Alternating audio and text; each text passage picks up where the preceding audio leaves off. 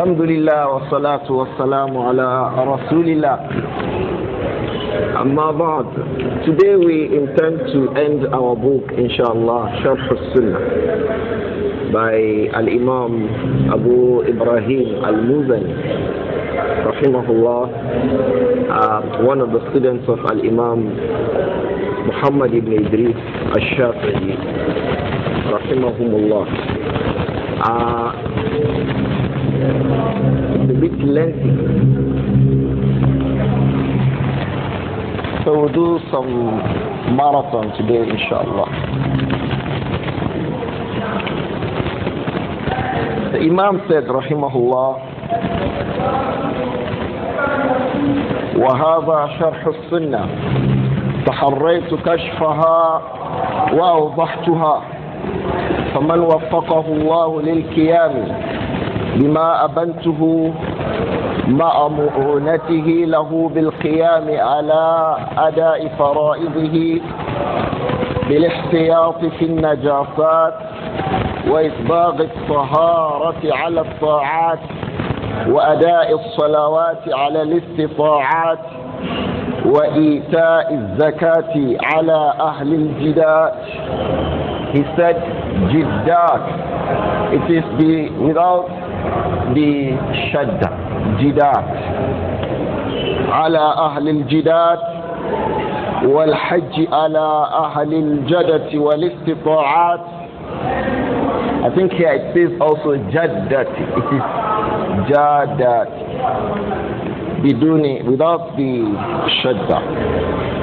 والحج على أهل الجدة والاستطاعات وصيام الشهر لأهل الصحات وخمس صلوات سنها رسول الله صلى الله عليه وآله وسلم من بعد الصلوات صلاة الوتر في كل ليلة وركعتي الفجر وصلاة الفطر والنحر وصلاة كسوف الشمس والقمر إذا نزل وصلاة الاستسقاء متى وجب واجتناب المحارم والاحتراز من النميمة والكذب والغيبة والبغي بغير الحق وأن يقال على الله ما لا يعلم كل هذا كبائر محرمات والتحري من المكاسب والمطاعم والمحارم والمشارب والملابس واجتناب الشهوات فإنها داعية لركوب المحرمات فما رأى حول الحمى فإنه يوشك أن يواقع الحمى فمن يسر لهذا فإنه من الدين على هدى ومن الرحمة على رجاء ووفقنا الله وإياك إلى سبيله الأقوم بمنه الجزيل الأقدم وجلاله العلي الأكرم والسلام عليكم ورحمة الله وبركاته وعلى من قرأ علينا السلام ولا ينال سلام الله الضالين والحمد لله رب العالمين. نجزت الرسالة بحمد الله ومنه وصلواته على محمد وآله وأصحابه وأزواجه الطاهرات وسلم كثيرا كثيرا.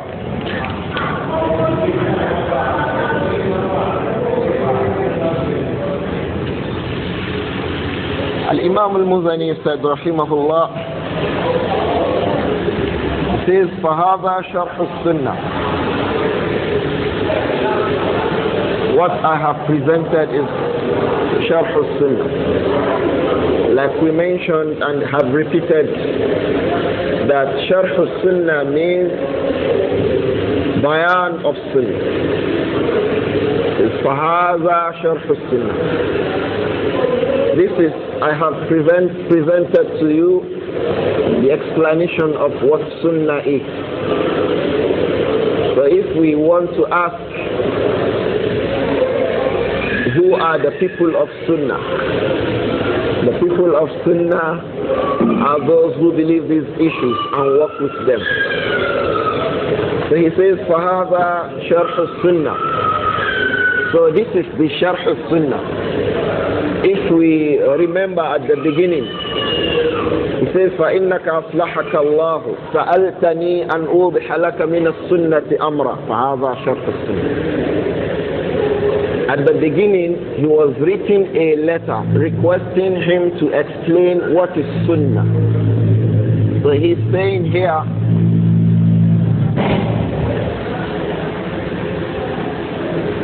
that this is that Sunnah you are asking for. Ustaz, Shaykh, as they ask, what is Sunnah? Bayyin lana, explain to us. فَهَذَا شَرْحُ السُّنَّةِ. So this is the Sunnah. It says, تَحَرَّيْتُ كَشْفَهَا. تَحَرَّيْتُ, I have been diligent. I have paid a lot of attention. Kashfaha, to make it known. I have been careful to give that explanation that you have asked of me. وَأَوْضَحْتُهَا وَبَيَّنْتُهَا. Kashafaha, he exposed it. وَبَيَّنَهَا, and he made it clear. It says, فَمَنْ وَفَّقَهُ اللَّهُ لِلْقِيَامِ. Whoever that Allah makes it easy, وَفَّقَهُ اللَّهُ, whoever Allah grants the success, لِلْقِيَامِ, to be able to follow بِمَا أَبَنْتُهُ, what I have explained, مَعَ مُعُونَتِهِ لَهُ, as he is following these issues of Aqidah, these Masail Manhajiyah, these issues of how to bring about change in the society.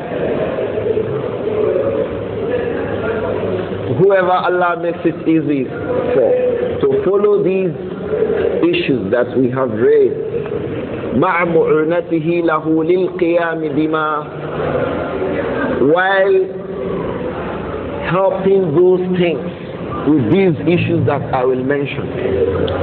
He mentioned majorly the issues of Aqidah. Cool? He told us where Allah is. When we were younger than this, some of the people will ask us, where is Allah? The orientation we had, and that is common till today, we say Allah is everywhere.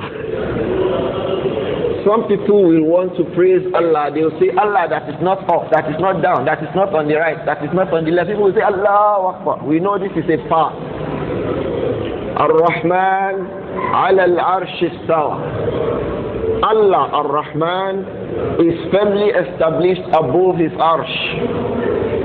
So if we ask us, where is Allah? It says above his Arsh. This mas'ala aqidiyah, this is a matter of aqidah. And other issues of Aqidah that he had mentioned.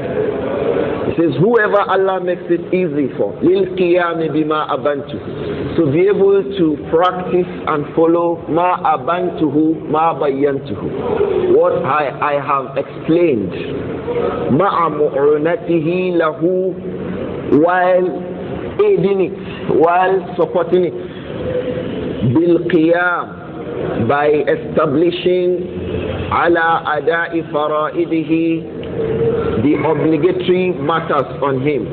He is following these issues of Aqidah. He believes these matters, he works with them, and he is supporting them. The ada'i fara'idihi, by properly establishing the things that are obligatory on him. بالاحتياط بالنجاسات, by being diligent, careful about najas, impurity. Impurity, as we shall still explain in the issues of fiqh, najasa or najasat, impurities, do not necessarily mean something that is dirty. Najis means something that the Sharia obligates that you take off your clothes at all times. This is the meaning of najis. Something is najis. The plural is najasat. When the Sharia commands you that it must not be on your body at any point in time, when you leave it there, you will be committing a sin. These things are najasat. Like bawlul adami, the urine of human beings. It's haram for us to leave it on our body. In fact, it is prohibited, also haram, as ulama say, for any individual to be urinating and having parts of this urine touching his body. Abdullah ibn Abbas reported a hadith in Sahihain, Bukhari and Muslim, that the Messenger alayhi salatu wasalam passed by a grave. We know this hadith in one of the compounds in Medina. And then he could see, he was made to see that the people in that grave were being punished by Allah. And he says, وَمَا يُعَذِّبَانِ لِكَبِيرٍ وَمَا يُعَذَّبَانِ لِكَبِيرٍ. These two people were not being punished لِكَبِيرٍ, for something that is difficult to do. They were not being punished for anything difficult. So when he explained it, the first one, Yamshi bin Namima. He goes around, we come back to that inshallah. He goes around with Namima, what you people call ofofo in your language, with slander. He carries news about people. We'll come back to that inshallah. The second one, La yastatiru anil bawl. He will not protect himself from urine. Ulama say, that means something is najis when it becomes obligatory for us to remove. When we don't remove it, we'll be sinning. In fact, there is a hadith in which he said, alayhi salatu wasalam, one of the things for which the people are mostly punished in the grave is that when they urinate, they don't do it diligently such that the urine does not touch them. It is something we must watch. When you urinate, you must not allow the urine to come back to you in any way, because it is a sin. So he says, بِالِحْتِيَاتِ بِالنَّجَاسَاتِ, by avoiding najasat. So from that is bawlul adam. Likewise, ga'ituhu, the ga'it, the feces that we evacuate from our bowels, it is also prohibited for us that they touch us for any reason. We remove them from our bodies at all times. There are other issues like al-madhi. Al-madhi is what a man, it's in a woman too. It comes out of him when he is lustfully agitated. So something comes out of him. And it has a way it appears. It appears like the male semen, while it is colorless and less thick. The semen of the males are thicker. So this madhu, it should only be washed and wudu will be performed. Likewise, najasat, what else? Now al-wajhu. Al-wajhu comes out of males, also females, after urine. When you finish urine, you still see a weak looking bright fluid that comes out of us. This is al-madh. It's also obligatory. Those things must not touch our body. That's why when they touch any part on the human body, we have to do what? We have to wash them away as much as immediate as possible. When you discover them, we wash them. Ulama say they have the same urine, the same ruling as the urine that the other person who was being punished in the grave was not removing from his body.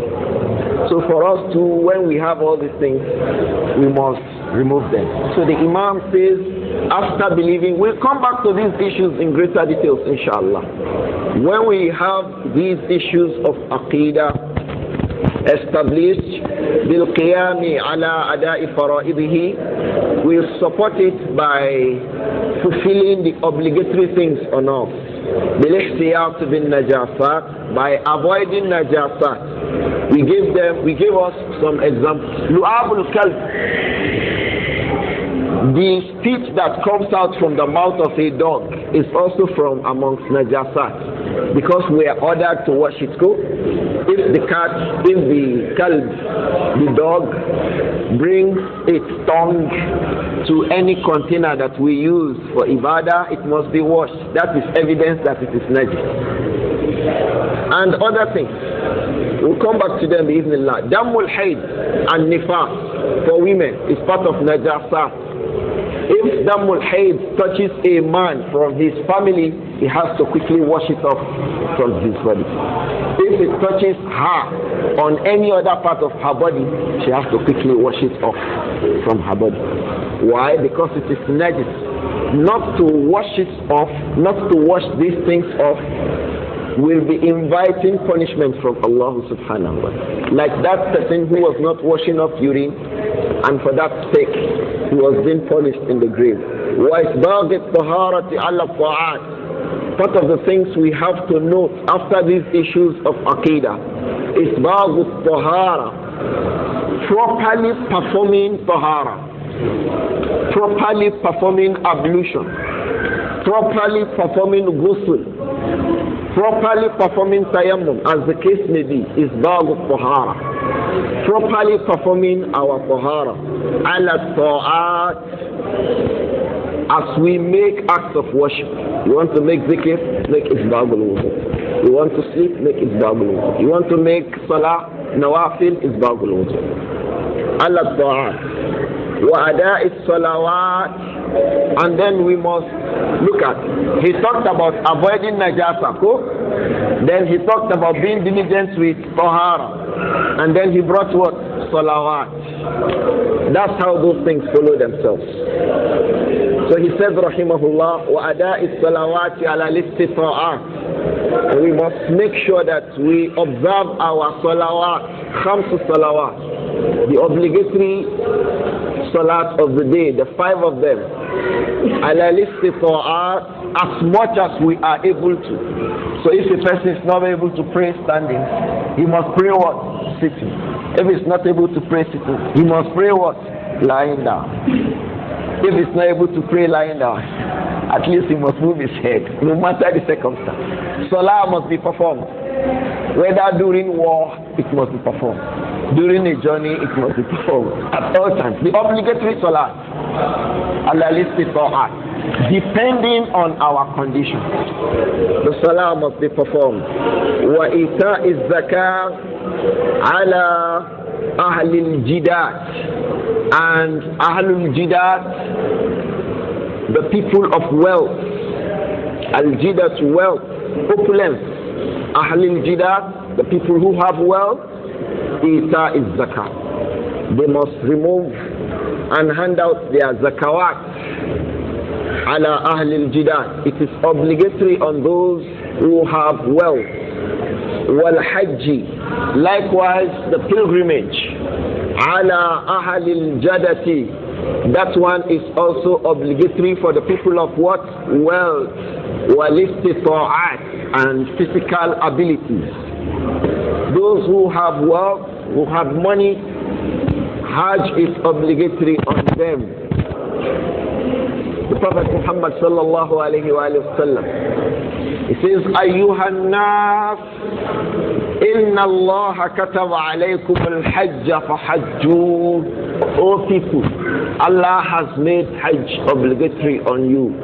Fahajju, so perform the Hajj. But this Hajj, ala ahlil jadati, it is obligatory on the people of Jada. The people of what? Wealth. Walistita'at, and physical abilities, such as the strength to be able to ride on a beast of burden. If you are going on a horse or a camel, if you are flying a plane, you must be able to sit down on the plane. You must be able to go on the journey. You must also have the ability to keep what the family will maintain themselves with as you go and come back on that journey. Amongst other things, inshallah. Ala ahli al-jadati wal istita'at. That is obligatory upon the people of wealth and ability. Wa siyam ash-shahri. Likewise, the fasting of the month, or the fasting in the month. Which month is the month? That is the month of fasting, Ramadan. لِأَهْلِ الصِّحَّةِ, for the people of sound health. لِأَهْلِ الصِّحَّةِ, it is obligatory for those who have what? Sound health. وَخَمْسِ صَلَوَاتٍ, another thing we should take care of are خَمْسِ صَلَوَاتٍ, some 5 prayers. سَنَّهَا رَسُولُ اللَّهِ صَلَّى اللَّهُ عَلَيْهِ وَآلِهِ وَسَلَّمَ. The Messenger of Allah, Sannaha, made them sunan, established them, approved them, legislated them. Sannaha Rasulullah sallallahu alayhi wa sallam. The Prophet sallallahu alayhi wa sallam legislated those 5 salawat. Some of them obligatory. Some of them obligatory. And some of them are mentioned to be supererogatory, or one of them. As we mentioned, each of them will tell us their ruling, inshallah. He said, Rahimahullah, Salat al-Witri fi kulli laylatin. Salat al-Witri fi kulli laylatin. Performing 3 rakats of witr every night. It can be 1 rak'ah because it is witr. It can be 3 rak'ahs. It could be 5. It could be 9. It could be 11. And from explanations, it can also be what? 13. But the Messenger alayhi salatu wasalam never made more than 13. Whether in the month of Ramadan or outside the month of Ramadan, as explained by Aisha radiallahu anha. So he says Salatul Witr, and Salatul Witr is not obligatory. The correct ruling, inshallah, is that it is Sunnatun Mu'akkada. As many of the ulama have said, the Prophet Muhammad sallallahu alayhi wa sallam says, Ya Ahl al-Quran, O people that to whom Allah has revealed the Quran, Awtiru, perform the witr. Inna Allah witrun yuhibbul witra. Allah is odd and He likes the odd prayer, Salatul Witr. Allah likes this prayer, Salatul Witr. So He says, Ya Ahl al-Quran, O you to whom the Quran has been revealed, Awtiru, read the Quran extensively in your Qiyamul Layl. Very important. Reading the Quran. We mentioned how sometimes he himself, alayhi salatu wasalam, will recite the entirety of Al-Baqarah in a single rak'ah, alayhi salatu. And we also mentioned where he will only read a single verse throughout the night, alayhi salatu. 1 verse. So there is no excuse that I don't know much of Quran. Even if it is 1 verse, Kul huwallahu ahad, you can say Kul huwallahu ahad, Kul huwallahu ahad, Kul huwallahu ahad. Till daybreak, you go for Salatul Subh. So there is no excuse. And the case is stronger for those who memorize the Quran. Because the Prophet said, alayhi salatu wassalam, Man hafiz al-Quran, وَلَا يَقُومُ بِهِ اللَّيْلَ نَسِيَهُ. Whoever memorizes the Quran and will not use it in Qiyamul Layl, نَسِيَهُ, he will forget it. So go and know it. If you memorize the Quran and you don't perform Qiyamul Layl, may Allah protect us. And it is a great thing to forget the Quran. It's a major thing to forget the Quran. So those who have memorized the Quran, we could almost say that it is obligatory for you, but we will not say that. It is Sunnatun Mu'akkada. It is a Sunnah that is so emphasized amongst the Sunnah of Islam. The Messenger alayhi salatu wasalam, he never left it, Qiyamul Layl, whether he was traveling or he was at home. And this witr is the same thing as Qiyamul Layl. If you can't wake up in the night to perform it in the night, then you perform it in the night. That is, if you can't wake up late night, then you perform it after Salatul Isha. People like Abu Hurairah radiallahu anhu were used to making Qiyamul Layl. They are waiting immediately after Salatul Isha, so that when they wake up, all they have to do is to to make 2 rakats for rakat al-fajr, and then they go for salatul fajr. This is very, very important. In fact, some of the ulama say it is part of fiqh for somebody to completely underline, abandon salatul witr. Abdullah ibn Umar, this hadith occurs in Sahih Bukhari. Abdullah ibn Umar radiallahu anhuma, he was used to performing salatul witr. Later he stopped, radiallahu anhu. So one night, as the people of Imam do, he said, Allah, show me how I am to you. Allah, show me how I am to you. Let me know. So he slept and had a dream. That in that dream, he was taken into the fire, Jahannam. When he woke up, he told Hafsa radiallahu anha, my sister, who was the wife of the Prophet Muhammad. This was what I saw in my dream. Ask your husband. And the Prophet said, alayhi salatu. He says, أو كما قال عليه الصلاة والسلام Abdullah ibn Umar rajulun salih law aqama al-layl. Abdullah ibn Umar is a pious person. But I wish perhaps he should have been standing up in the midnight. He said radiyallahu anhuma, from that night I never missed Qiyamul Layl. Abdullah ibn Umar, I never missed Qiyamul Layl. I never missed Qiyamul Layl. So it means not performing the night prayer is amongst the things that could make somebody's status to come down before Allah. From the very beginning, Allah told the Prophet ﷺ to be observing this prayer. I am emphasizing this because many of the people these days, as much as we claim a lot of Sunnah, a lot of the people have abandoned Qiyamul Layl. A lot of the people. What is left are beard and trousers. Because the Qiyamul Layl will stimulate your dealings with your Lord subhanahu. This is worship that nobody sees you except Him subhanahu. So it will help you to fight insincerity.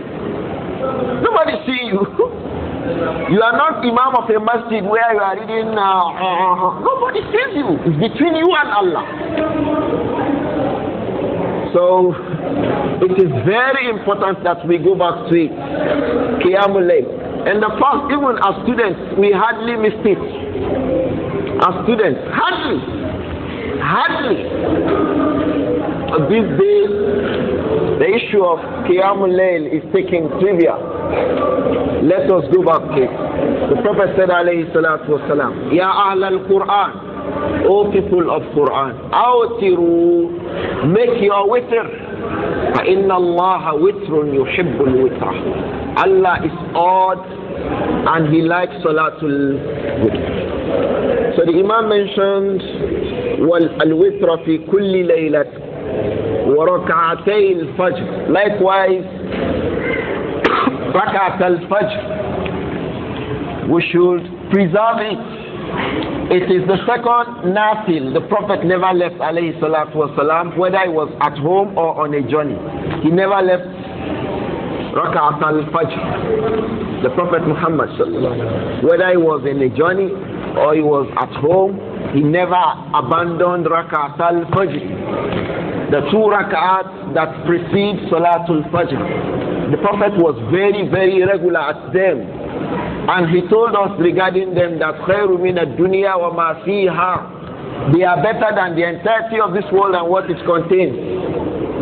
That is, somebody gives you the best Jeep now is Prado Jeep Co.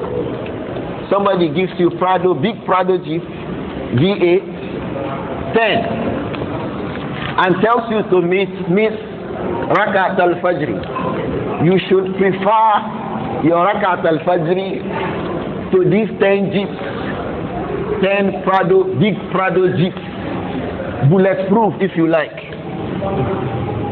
Or you like Benz Jeep 4MATIC. That is the car. All these, Rakat al-Fajr is better than them. The entirety of this dunya. If somebody can build As-Sunnah for you and say, take the key of As-Sunnah, Rakat al-Fajr khayrun minha. And I know if somebody tells you that meet me 4 a.m. tomorrow morning, I have built As-Sunnah is big. I have built 4-bedroom flat for you at Agumbelewo. Come and take the key at 4 a.m. in the morning. We will not sleep throughout the night. When people say, as you start, try to sleep, we say, sleep. If I sleep more than 4 a.m., the key has gone. And he said to us, khairu min ad-dunya wa ma everything fiha in this dunya. Rakat al-Fajr is better than them. And then many of us don't make Rakat al-Fajr. And we have a lot of chance to make Rakat al-Fajr. Because if you miss Rakat al-Fajr before Salah, you can perform Rakat al-Fajr after the Salah. So why should we miss it? The same thing with it. If you miss witr even in the night, you can perform Salatul Witr in the day, anytime. Not restricted to, this time we are prohibited from, anytime. Anytime. So why should we miss Al-Witr? And why should we miss Rakat al-Fajr? But a lot of people miss it today. May Allah protect us. Wa Salat al-Fitri wa Nahri. And the two prayers, the prayer of Eid al-Fitr and the prayer of Eid al-Nahri. Al-Nahr is the slaughtering. Salatul Fitri, the salah we perform when we make iftar, when we break our fast. That's after the end of Ramadan, the first day of Shawwal. Wa Salatul Nahri, and the salah we perform on the day of slaughtering, the 10th day of Dhul Hijjah. These two salah, Sannaha Rasulullah sallallahu alayhi wa sallam. The Prophet Muhammad sallallahu alayhi wa sallam was the one who established them. He taught us to perform them. And Allah told us about Salatul Nahri in the Quran. It says, فَصَلِّ لِرَبِّكَ وَانْحَرْ. Perform the salah. صَلِّ لِرَبِّكَ. From this, some of the ulama say Salatul Nahri and Salatul Fitri are obligatory, and it appears to be the most correct opinion. Allahu Alam, that Salatul Nahri and Salatul Fitri are obligatory, but Salatul Witri and Rakat al-Fajr, they are both Sunnah Mu'akkada. I hope this point is clear, inshallah. Wa Salatu Kusufi Shamsi wal Qamar. Likewise, the prayer of Kusufu Shams, the eclipse of the sun, wal qamar, and the moon.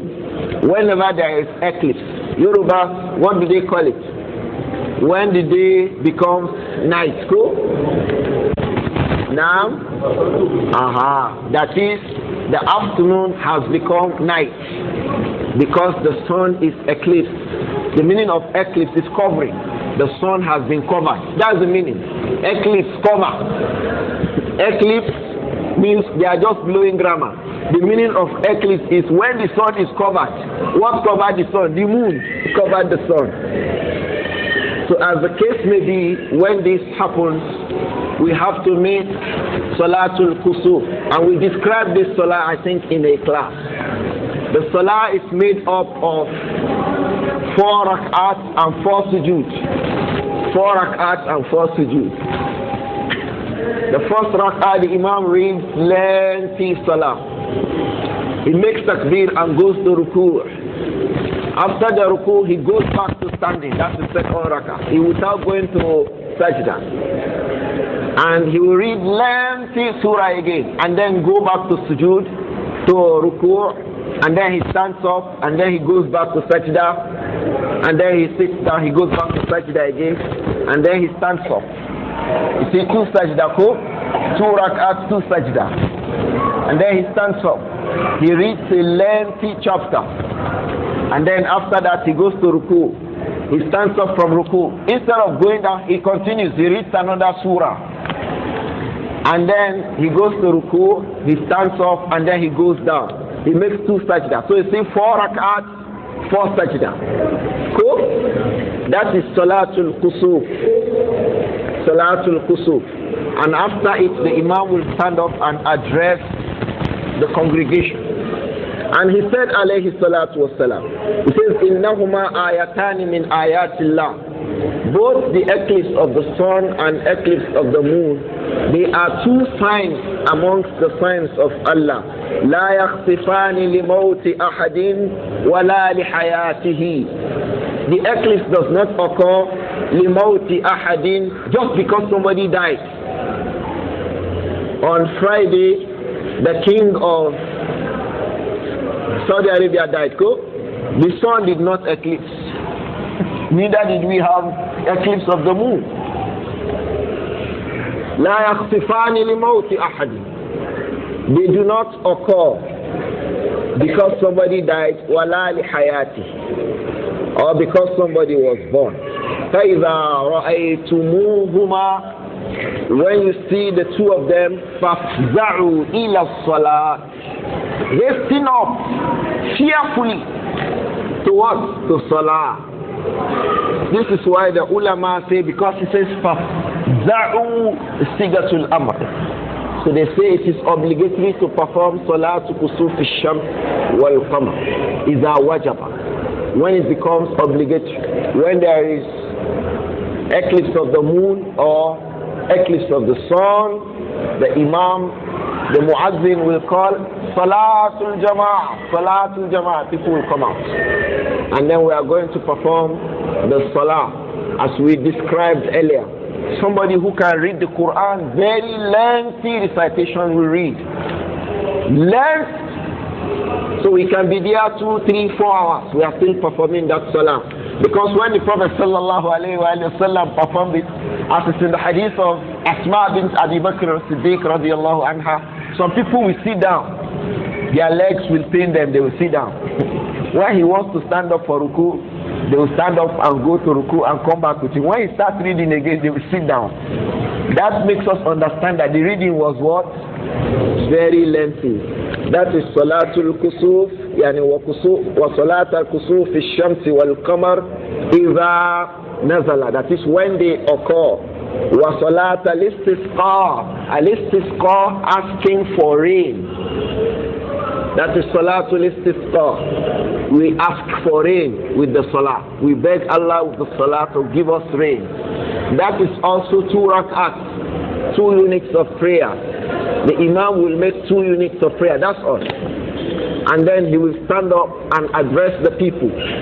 He will wear his cloth in the opposite direction. يَجْعَلُ الْيَمِينَ شِمَالًا.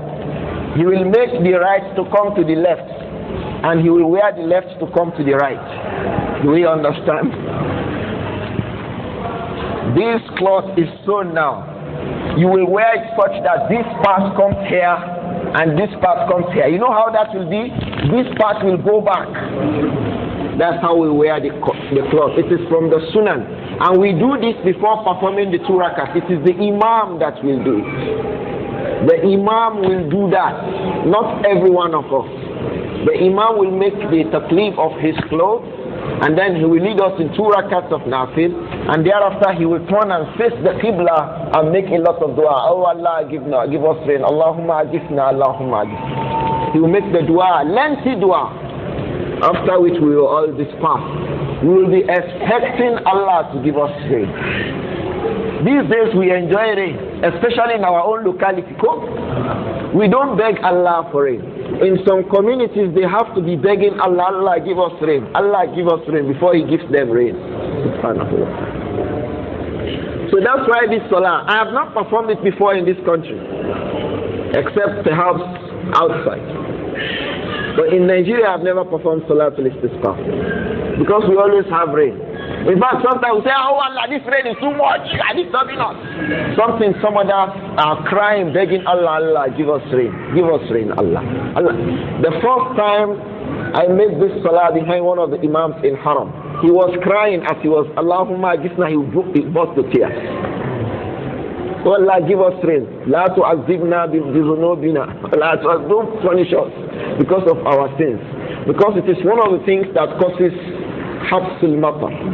that Allah withholds the rain. What is that? When people cheat, when they measure. You go to the market, you want to buy 1 Congo of gari, they cheat you. Allah will withhold the rain. The rains will not come. You cheat, He will stop it. So may Allah protect us. So this salat is called Salatul Istisqa, and that is how to perform it. Know it. Don't say you are not Imam, because you may find yourself in the place where you become the Imam. I remember during his service, some of our brothers in Anambra, Imo, they find themselves, when they reach there, they see that they are Ibn Taymiyyah here. Yantahi ilayhi al-fatwa. If the fatwa here, we go and come back to him. What a brother came in that condition. It was a case of janaza. He left, they told him somebody died tomorrow. He said, inshallah, after today. That night, he left the town to another place because he does not know how to perform salat to janaza. So all these things, know it. That is the essence of explaining it. Although we will still read a book, inshallah, where we'll explain these things in some greater details. Bi-Iznillah. But these are general information regarding them.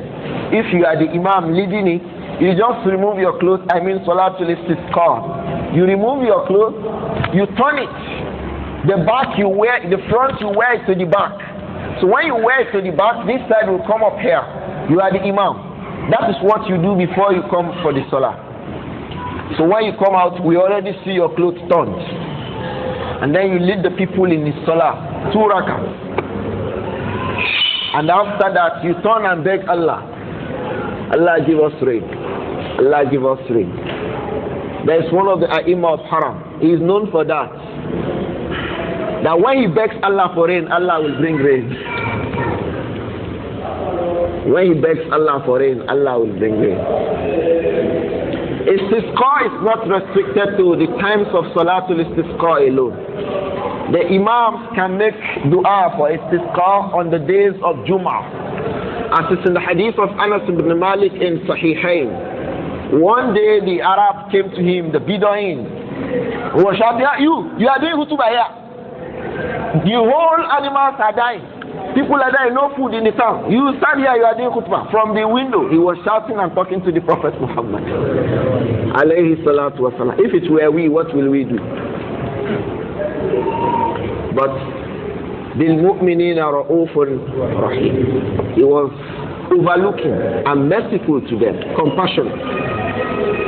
So the Prophet sallallahu on the spot, alayhi salatu, he raised his hand and started begging Allah. Anas ibn Malik said, we performed that Salatul Jummah, making sajda, our head inside water. On the spot, the rain started falling. Shaykh Muhammad ibn Salih al-Uthaymin, he said this is evidence that there is Allah. Because the Prophet called him on the spot, and he answered on the spot. Oh Allah, give us rain, and the rain came now. Anas said, before we finished that Jummah, the cloud was thick, and we were making sujood for Salatul Jummah inside water. Because his own mosque is not like our own mosque now.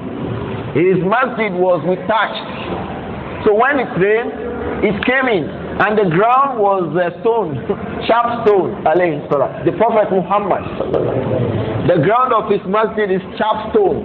So when they make sujood because of rain, you see water draining from his forehead, alayhi salatu wasalam, when he makes sajda. So they went out, back to their homes inside the rain. The rain did not stop until the next Friday. The man came again and said, you are still doing khutbah. The whole house is water, has carried everybody.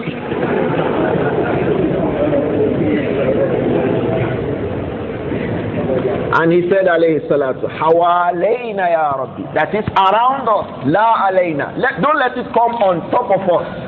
Let it come around us.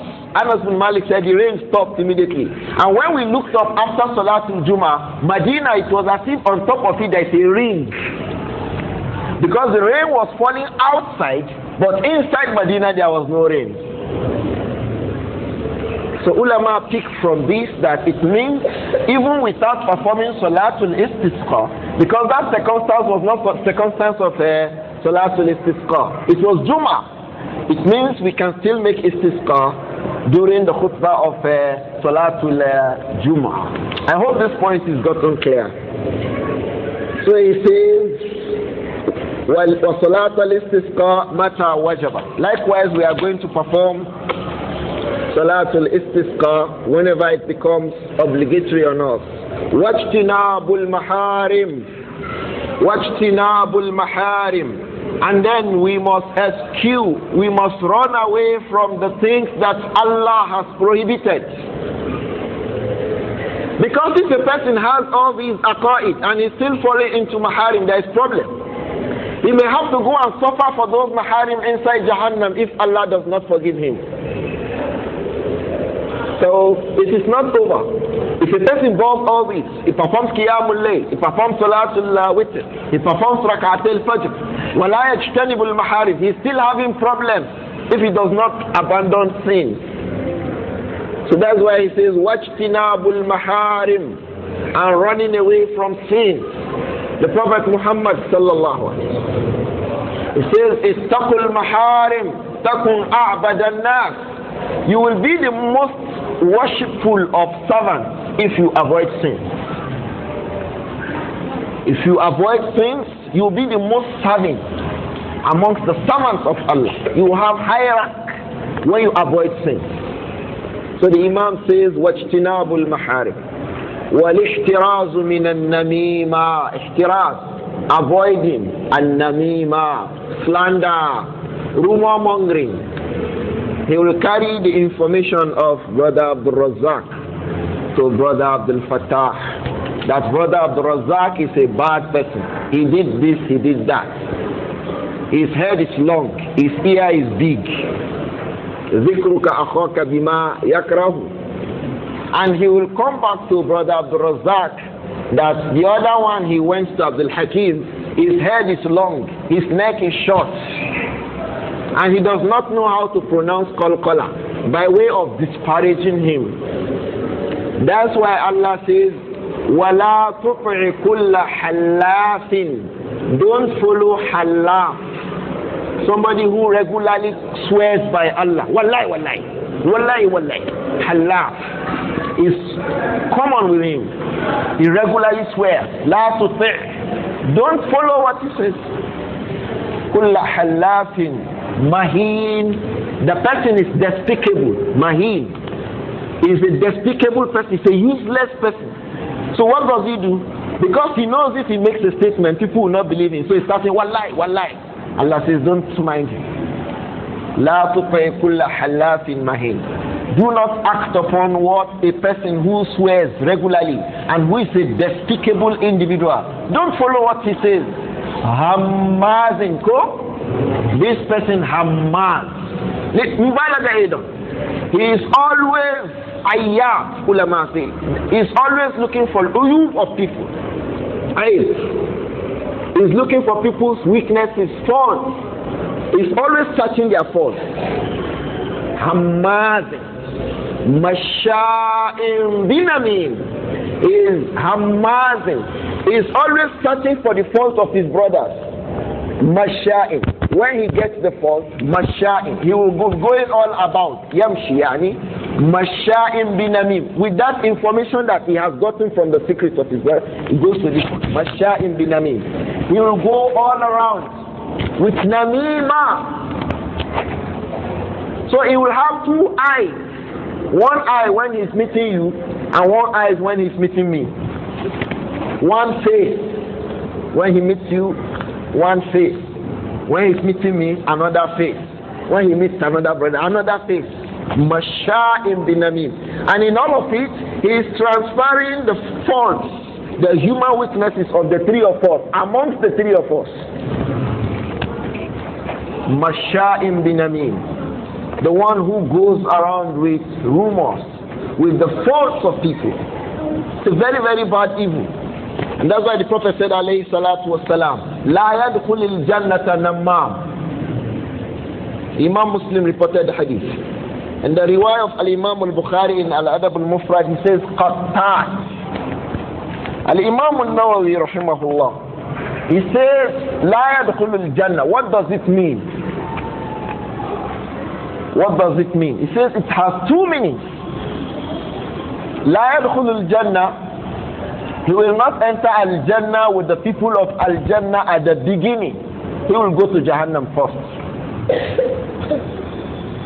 As long as he's a Muslim. La yadkhulul jannah could also mean he will not enter Al-Jannah at all if he considers namima to be correct. That is by way of making istihlal. He considers this halal. To be making namima and to make istihlal of ma harram Allah is what? Kufr.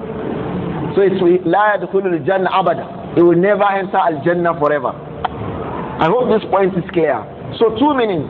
Either he will first of all go into Jahannam first, la yadkhulul jannah ma ahlil jannah fil awwal or fil ula. At the beginning, the first entrance, he will not join them. He will be in Jahannam.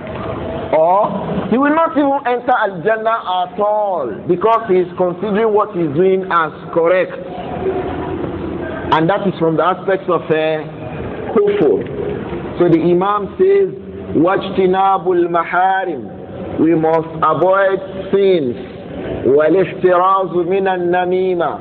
He started breaking down those sins.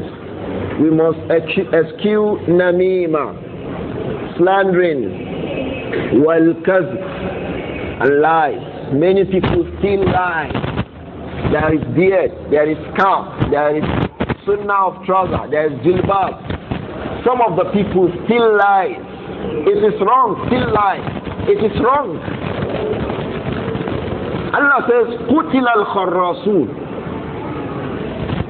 Al-Kharrasun, liars. Qutila, woe to them. Liars. May Allah protect us. Wal-Ghiba, backbiting, closer to Namima. Backbite. It speaks evil of the people behind them. May Allah protect us. And Allah had prohibited us from that. He says, وَلَا يَغْتَبْ بَعْضُكُمْ بَعْضًا. وَلَا يَغْتَبْ Ba'dukum ba'da. Not a group of you should backbite the other group. Wal-baghi bighayr al-haqq. Likewise, oppressing people, which is wrong, which contradicts the truth. Wal-baghi, making aggression against people. Bighayr al-haqq, which is not correct. Oppression, aggressing against people.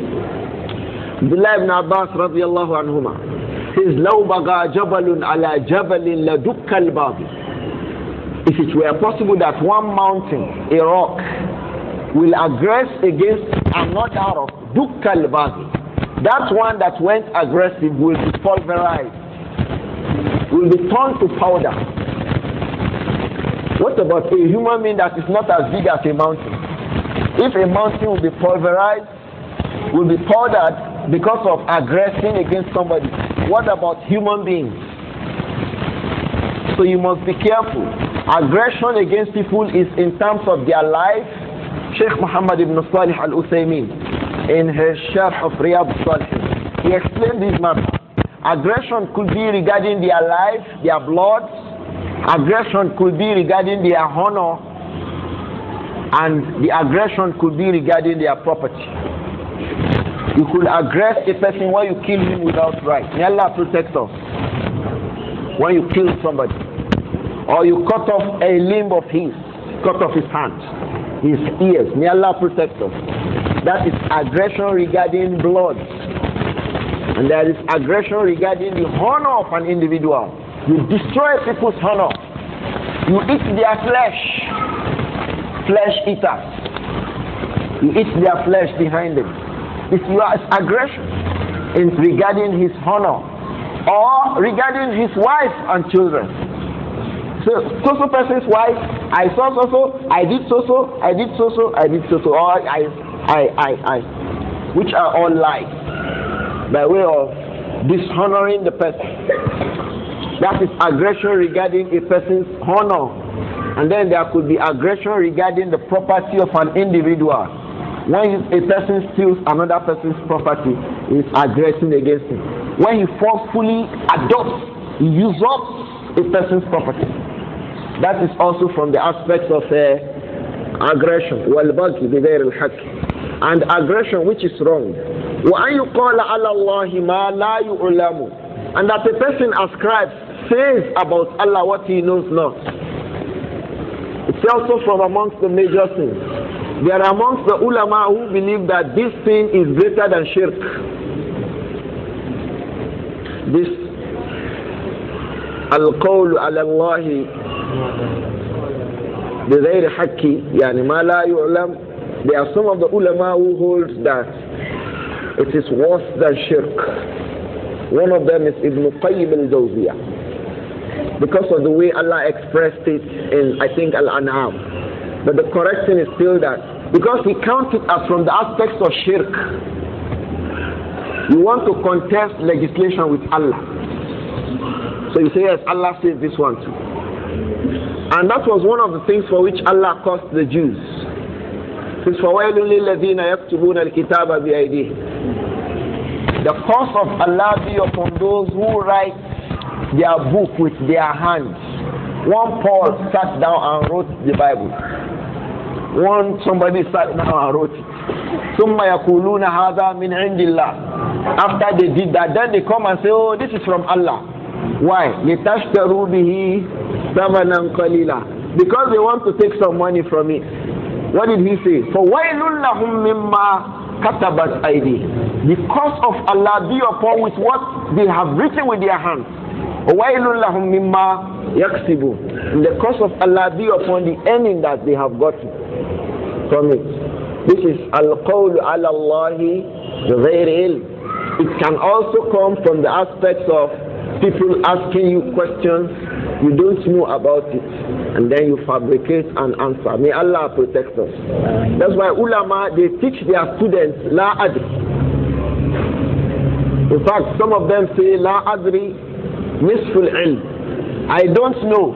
It's half of knowledge. When you are asked a question you don't know, say you don't know. Because even the Prophet Muhammad sallallahu alaihi wasallam, he was asked questions about what he did not know, and he said he did not know. When you are asked something you don't know, say you don't know. They ask him, where is the best ground on the earth? أفضل البقعة على الأرض. The best earth, the best place on the earth. He says, I don't know. When Jibril come, I will ask him. Many of the people don't like to say that. In their own case, they know everything. That's why ulama, when a person becomes such that there is no question he does not answer, ulama give him the level of shaitan. They say it's shaitan. No question comes to him, no issue comes to him except that he has an answer. Al-Imām Malik, rahimahullah, somebody was sent to him from North Africa to Medina. He went on his beast of burden or on his feet to ask him questions. And he came, mashallah, Shaykh Imam Malik, Al-Imām Malik ibn Anas, Imam Dar al-Hijrah, Abu Abdullah al-Madani, Imam Malik. The man came to the masjid and asked him, question 1, say, La adri. Question 2, La adri.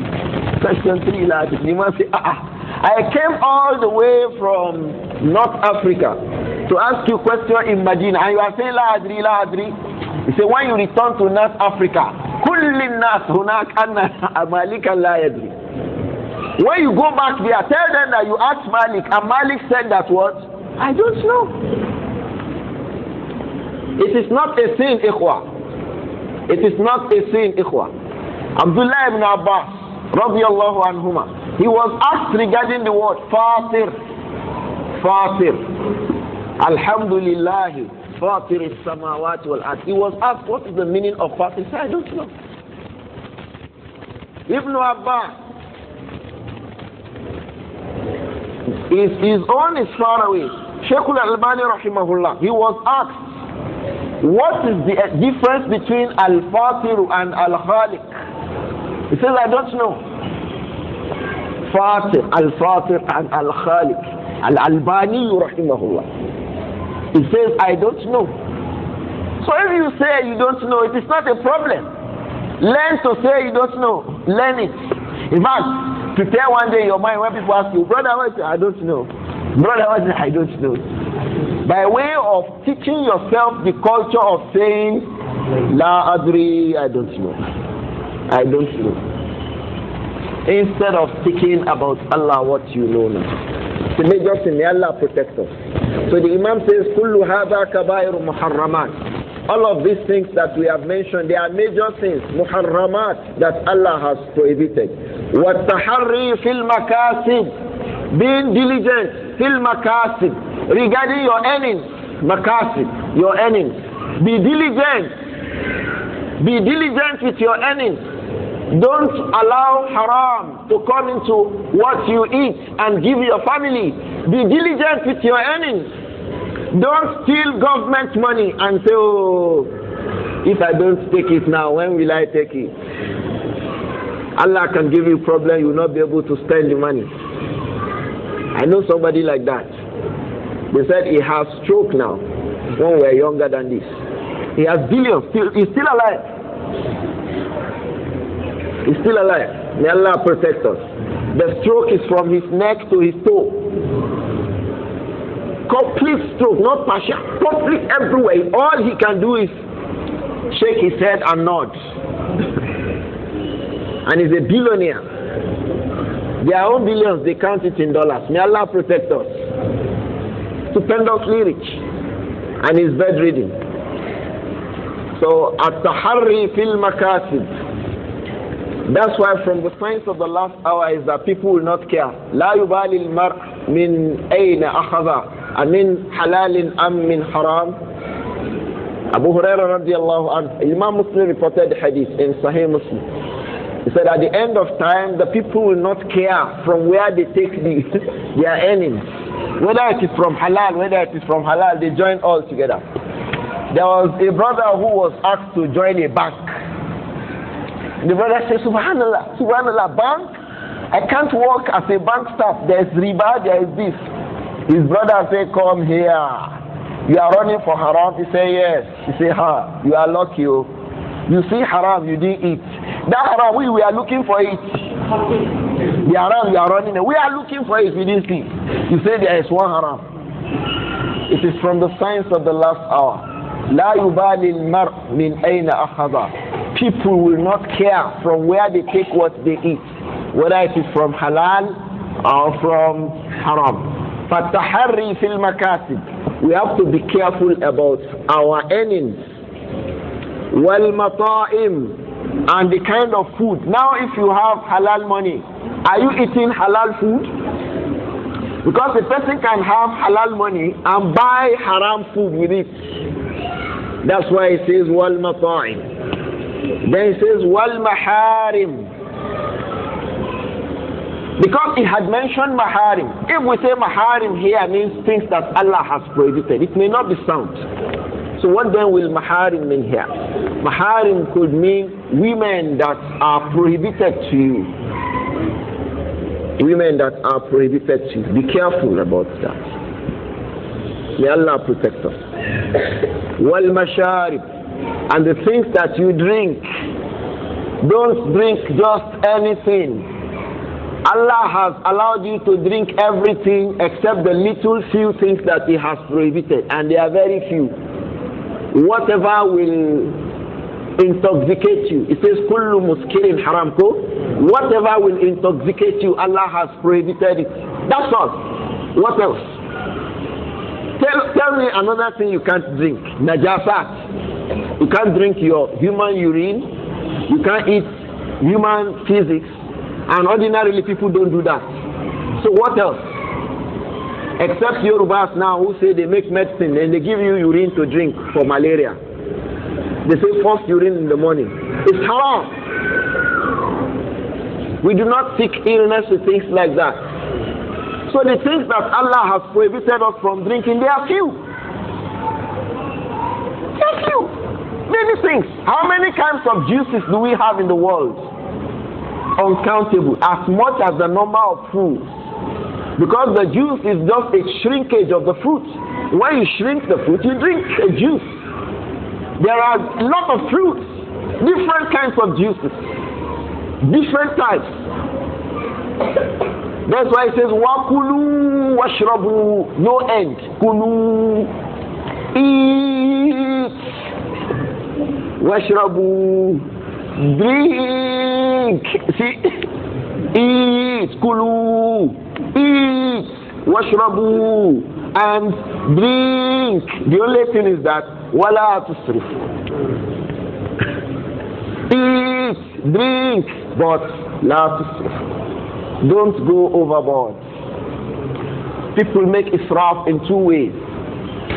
By drinking haram, it's part of israf fi shurb, going overboard regarding what we drink. The second aspect of it is drinking halal beyond your needs. When you drink beyond your needs. I remember when we were young, we loved egg and plantain, and some of us still like it today. So during Ramadan, one of our relatives will make a lot of eggs and a lot of plantain. Only Allah knows how much, but he just put it, just collect. So one of us ate the first day of Ramadan. He was just eating plantain and egg. That night, one night, until from his nose, he started emitting plantain and egg. His mother was crying, oh my son, he has eaten plantain and egg. Wala tusrifu, innahu la yuhibbul musrifin. Allah does not like the wasters, people who go overboard. So don't eat haram at all, and don't go to excess with the halal that you want to eat. May Allah make it easy for us. Wal-masharibi wal-malabis. And regarding the clothes you wear, at-taharri fil-malabis. Be careful about the clothes you wear. Don't wear a cloth that is in itself haram. And don't wear a cloth that will not fulfill the conditions of wearing a cloth, whether you are a man or a woman. That is at-taharri fil malabis. Wajtinabu shahawat. Be careful. Avoid being lustful. Shahawat. Avoid being lustful. But lust could be halal or haram.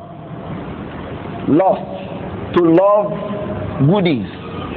Maybe to lust a woman. You can lust a woman halalan and marry her.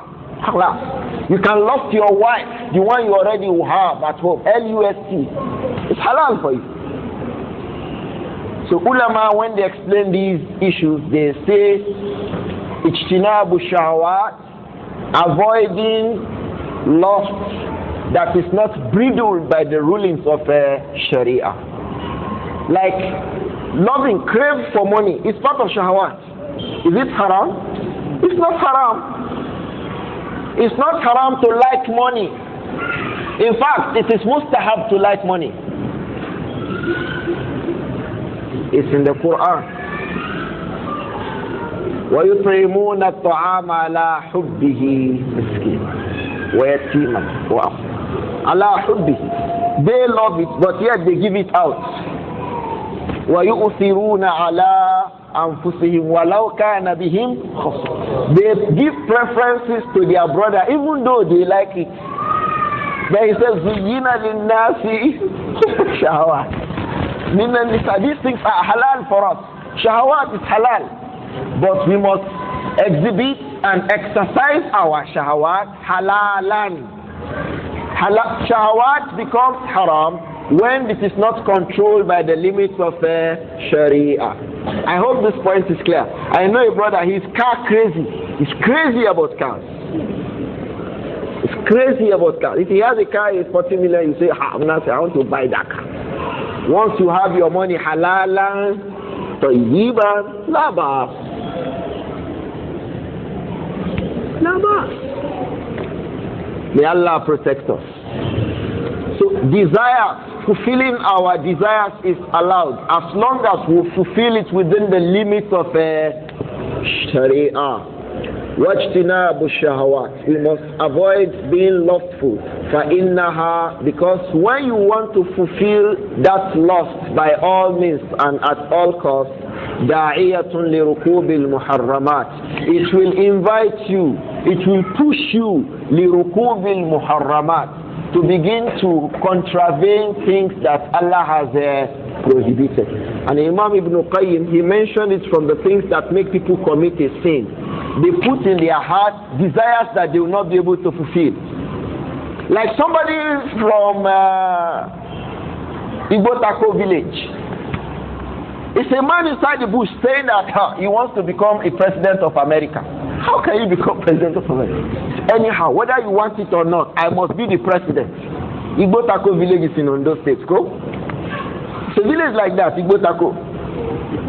So he begins, anyhow, by all means, I must be president of America. May Allah protect us.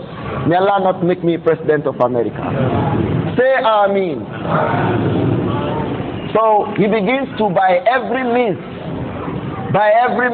legal and illegal. Those ones are prohibited. So the desire to fulfill one's lust by any means, it pushes those persons to prohibition. That's why he says, وَاجْتِنَابُ الشَّهَوَاتِ فَإِنَّهَا دَاعِيَةٌ لِرُكُوبِ الْمُحَرَّمَاتِ فَمَا رَعَى حَوْلَ الْحِمَى. Because anyone who takes his livestock, his animals, near hima, the garden that is being prohibited, that nobody should come and graze inside this garden. No. He is not grazing inside the garden, but he took his animal near the garden. You know, when the animal will graze and enter into the garden, he will not know. So that's why the Prophet said in this hadith, فَإِنَّهُ يُوشِكُ أَنْ يُوَاقِعَ الْحِمَى.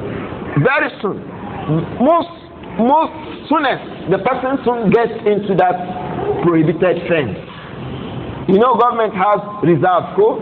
They say in the bush there is reserve. Nobody should near it.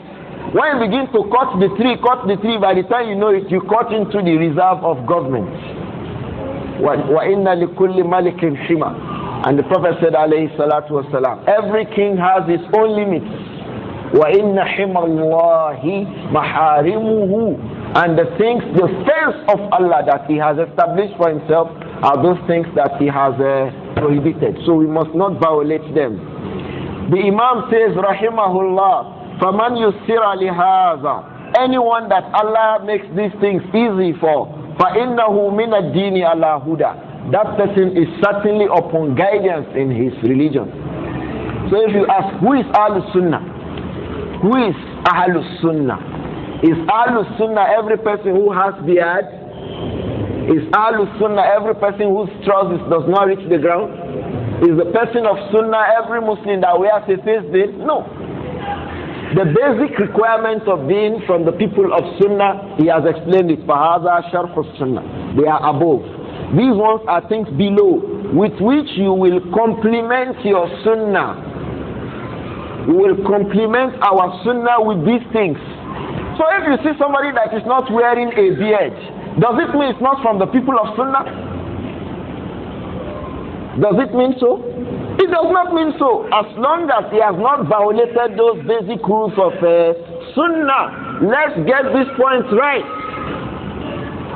A person wears a jeans that is touching the ground and he's walking on the street with it. Does it mean it's not a person of Sunnah? It does not mean it's not a person of Sunnah. He is violating something that Allah has made haram. But to say he's not a Sunni because he is not keeping a beard or that, no. Because it is not from the basic rules of Sunnah that if you are not keeping beard, then you are mubtadi. You are a person of bid'ah. You don't do that. But when an Imam on the mimbar is saying, oh Allah, these are our leaders, they are oppressing us, may Allah oppress them. You start knowing that it's not a person of Sunnah. Why? Because from the aspects of Sunnah is that we do not curse and abuse the leaders publicly and privately if they are Muslims. If they are Muslims, both publicly and privately. If they are non-Muslims, publicly prohibited, privately dangerous. This is what they say. So be careful about it even in privacy. Because that may also lead you to another harm. So be careful, keep quiet. So, and this happens a lot. Imam will wear a turban, he has beard, and he's talking, may Allah curse them. People say, Amen. May Allah do this. People say, Amen. Because they took our rights. May Allah take their rights. People say, Amen. You know the kind of person that he is. Or a person denying Qadar. Or a person saying, you see Allah, Allah is great. People say Allahu Akbar. People say Allah is great. You say Allahu Akbar. He wants to tell us about Allah. Say this Allah that I'm talking about is not up, it's not down, it's not on the right, it's not on the left, you know. And he's where he has beard and he's wearing a lukimba on the day of Juma. We know that it's not a person of. I hope these points are clear. So the Imam says, فَمَنْ يُسِّرَ لِهَذَا, anyone who complements his sunnah with these things that we have mentioned, فَإِنَّهُ مِنَ الدِّينِ عَلَى هُدَى, upon his deen he is upon guidance. وَمِنَ الرَّحْمَةِ عَلَى رَجَاء, he is hopeful from amongst those to receive mercy from Allah. وَوَفَّقَنَا اللَّهُ وَإِيَّاكَ إِلَى سَبِيلِهِ الْأَقْوَمِ, we ask Allah to grant us the success to be able to be upon his straight path. Al-Aqwam, Sabilihi, his path, Al-Aqwam, that is straight. My dear brothers, you see this Imam repeating Tawfiq, Wafaqan Allah, Wafaqan Allah, Waman Wafaqahu Allah, Waman Wafaqahu Allah. Wallahi, the most of it is with Tawfiq of Allah. Allah granting you success, not just by effort alone.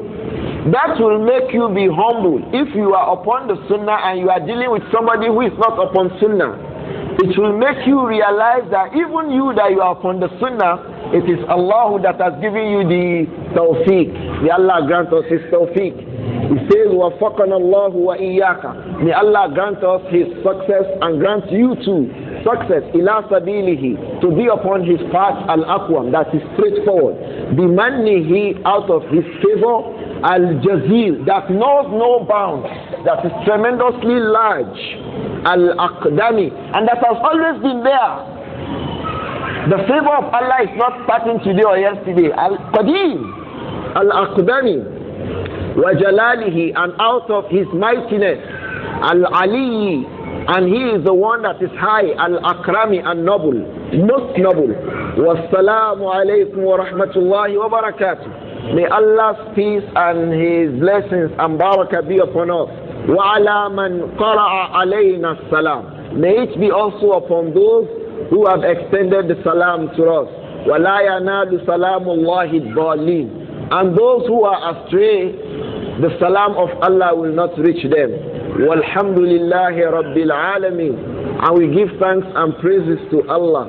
Nujizatir Risala. This Risala, this message, Nujizat, was completed.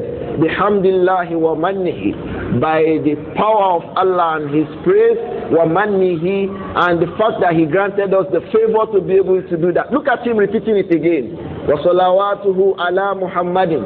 May Allah's peace and blessings be upon the Prophet Muhammad alayhi salatu wasalam, wa alihi, and his family, wa ashabihi, and his companions, wa azwajihi tahirat, and his pure wives, wa sallama kathiran kathira, and may they have blessings to kathiran kathira, in abundance and in abundance and in abundance. Walhamdulillah Rabbil Alamin. Ameen. Alhamdulillah.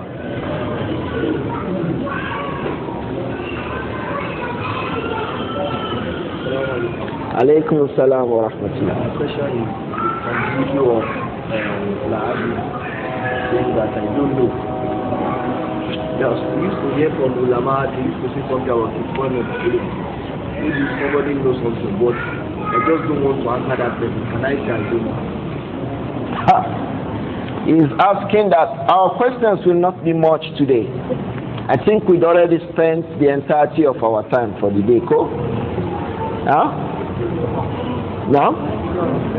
We have 1.5 hours already, have we? So we'll not have much questions today. But next week, the entirety of the class will be for questions, especially questions regarding the book we read. So I will adjure us strongly to go back to the books. Go back to it, revise it. If we have issues that we did not understand, or when we explained it, our explanations were not clear. It's usually like that. It's either the explanation was not clear, or it was clear and the man did not understand. Just one of them. The explanation might not have been clear enough, or that it was clear enough and the person did not understand. Or the thought, Allah has not granted the tawfiq for understanding. May Allah grant us all His tawfiq. So we'll just take this question and one more, inshallah, and we leave the rest of the answering of questions up to next week. Oh, we should take it since we have held it. He's asking that the ulama mentioned that it is prohibited to have kitmanul ilm, to hide knowledge, deliberately hide knowledge. Because the Prophet said, alayhi salatu wassalam, man su'ila an ilmin fakatamahu aljamahu Allahu bilijamin minan nar. Whoever is asked regarding knowledge and he deliberately hides it, Allah will tie him with the bridle, the rein, with the rope from the fire on the day of Qiyamah. And there are verses of the Quran that prohibits that too. Inna alladhina yaktumuna. So, why, if we are asked questions and we know it, is it permissible to say we don't know? I say yes. So, in what circumstance? In the circumstance that we fear that giving response to that kind of a question will bring a greater problem than the question itself. So, ulama always say no, go to somebody else. Or they say they don't know, by way of keeping it away. Not because they really don't know, but because they would not know the consequences of giving you the answer to that question. So they don't know means I don't know the consequence of giving you the answer to that question. They have not lied and they have not given knowledge. There is a book one of the ulama wrote, Fiqhu Kitman al-Ilm, the fiqh regarding not telling everything of knowledge that you know. There is a fiqh around that. So, and the ulama even have a general statement. They say, "Laysa kullu ma yu'lamu yuqal." Not everything that is known that you say. Not everything you know you say. In fact, they say when you do a dar, don't say everything you know. Keep some to yourself until you are asked the question. And when you are asked the question, don't say everything. You don't say everything in knowledge. If you say one hadith about a thing, you know 5. I tell you, if you give one verse, you know 10. So this is how knowledge should be, little by little, because it's like money you spend. Although better than money, because it will come back to you. Allah will grant you a better understanding. And that's why the best students who learn more are ahrasuhum. Those who they always want to go to the teacher to prod him to say something. Because they know he said one thing yesterday, he will say that same thing in another way today. So when they go to him and prod him, they do one thing to make him say something, he will give them more explanations regarding what he said. وَلَا تُطِعْ كُلَّ حَلَّافٍ مَهِينٍ Hammazin, fault finder. That is the same Hamza that he's talking about in Wail. وَيْلٌ لِكُلِّ هُمَزَةٍ Hammazin humaza. So you always find a lot of benefits if you go to them and prod them. You hear so many things and you know so many things. Ulama don't say one thing, say everything in one sitting. I think it's like that with every aspect of knowledge. You don't say everything one day, little by little. Even Quran did not come one day. Faraknahu, it came gradually. لِتَقْرَأَهُ عَلَى النَّاسِ عَلَى مُكْسٍ, so that you could read it to people over a particular time, not in one day. وَالْعِلْمُ بِتَعَلُّمِ, knowledge is accessed by ta'allum. That verb ta'allama has to do with something you are doing, so that over time you achieve what you want. So it is allowed not to say some things sometimes. Just giving an example, I was in a sitting in Masjid al-Nabawi this last Hajj. We were reading Tafsir Ibn Kathir with the Shaykh. Somebody came and asked him a question about, I think about Salah. I say I think about Salah because I heard him say, Anta la tuhsinu Salah, na mind the work you have. Very elderly Shaykh. He was once the Vice Chancellor of the Islamic University of Medina. So somebody came from behind him, obstructing the class. You know how some people behave sometimes. The Sheikh was explaining something, the man came from behind. Sheikh, touching him like this. Sheikh. So he looked at him like this. This one who does not have adab. He asked him the question straight away. Say, mind the work you have. I don't have time for this you're asking. And that's why I said I knew that the question was regarding Salah. Say, oh, you don't know how to pray correctly. You just continue with the class. So sometimes, for so many reasons, they don't answer every question every time. And there are a lot of examples. The hadith of Mu'adh ibn Jabal, when the Prophet sallallahu alayhi wa sallam says, "Atadri ma haqqullahi ala al-ibad wa haqqul ibad ala Allah." You remember? In that hadith, Mu'adh says, should I go and tell the people? He said, don't tell them. And it does not mean that Mu'adh has hidden knowledge.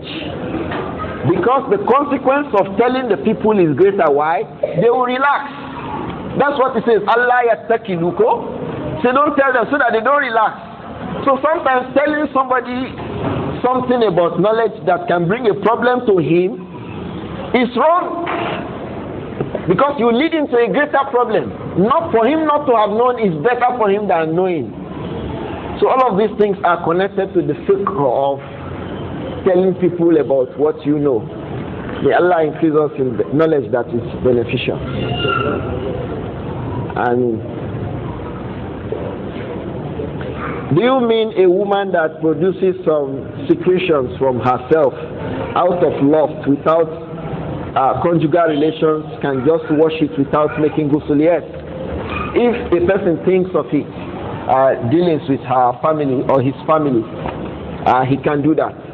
And it usually comes when in that circumstance it will come when the person becomes settled, they just wash it off, and that suffices, inshallah.